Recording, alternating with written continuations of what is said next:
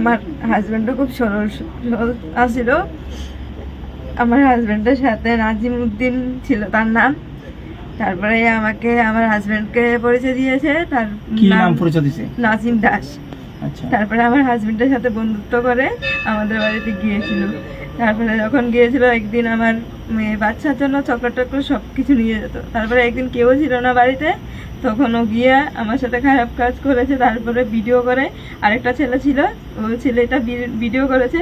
তারপরে সেই ভিডিওটা দিয়ে আমার সাথে ব্ল্যাকমেল করতো।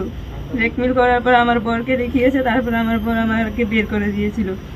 তারপরে বের করার পর তারপরে সে বলছে আমি তোকে নিয়ে যাব। তারপরে নিয়ে গিয়ে সে তার বাড়িতে নিয়ে গিয়েছিল। তারপরে আমাদের এখানে হিন্দু সংগঠনের মামা ওরা গিয়ে আমাকে নিয়ে এসেছিল। সে কি বিবাহিত? হ্যাঁ, ও বিবাহিত ছিল, এই কথা বলিনি। ওর 3টা বাচ্চা আছে, সেই কথাই ওই বলেনি।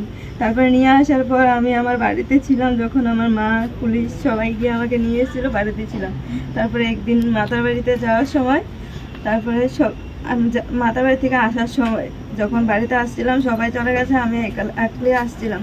তারপরেও গাড়ি একটা আসলো আমার পিছন দিয়ে, আমি গাড়িটাকে সাইড দিতে গিয়ে দেখলাম, তারপরে আমাকে টান দিয়ে গাড়িতে উঠিয়ে নিল। তারপরে দেখলাম সেই, তারপরে আমার মুখ চেপে ধরে তারপরে সে সিধা আগরতলা নিয়ে গেল। আগরতলা থেকে সিধা এখান থেকে ট্রেনে করে আমাকে ডিমাপুর নিয়ে গেলো। আগরতলা নিয়ে যাওয়ার পর দেখলাম কতগুলি ছেলে আর একটা মহিলাও ছিল। তারপরে বলছে আমি যদি তার সাথে না যাই আমার ভিডিও যা ফটো আছে সব কিছু ছেড়ে দেবে ফেসবুকে। তারপরে তার সাথে আমি ডিমাপুর গিয়েছি। ডিমাপুর যাওয়ার পরে একদিন ছিল, তারপরে বেঙ্গলোর নিয়ে আমাকে 3 লক্ষ টাকা দিয়ে আমাকে বেচে দিয়েছে ও। এরপরে ও কি ছিল?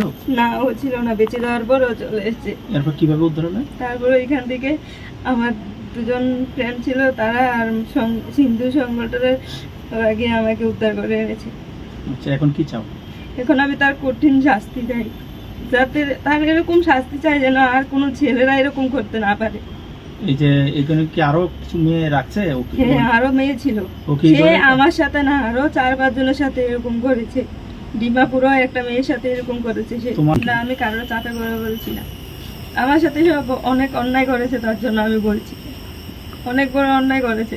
সে আমাকে মিথ্যা ভালোবাসার অভিনয়ে জালে ফাঁসিয়ে ও আমাকে নিয়ে গেছে। আমি তার শাস্তি চাই।